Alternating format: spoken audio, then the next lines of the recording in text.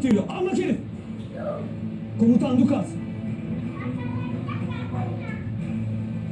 Kendi gözleriyle düşmanı tanımak için önceden geldi. Siz varken düşmana ihtiyacımız yokmuş. Bunu anladım.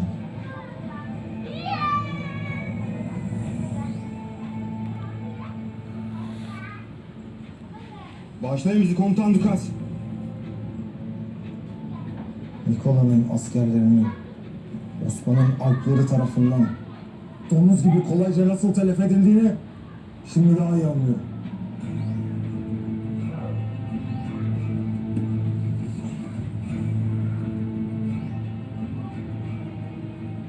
Buraya Türkleri Bitinya'dan temizlemek için değil, Nikola'nın beceriksizliklerini kapatmak için geldiğimizi unutma Perikles. İşimiz hiç kolay değil.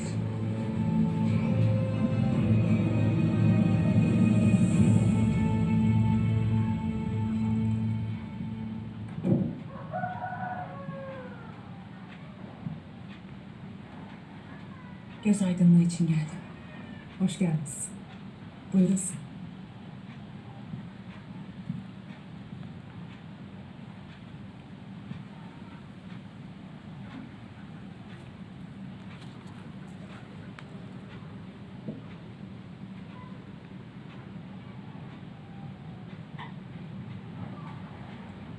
Sağ olasın.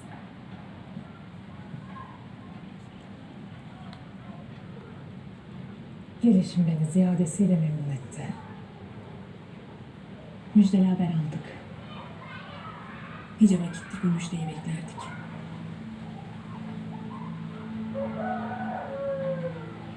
Allah senden razı olsun.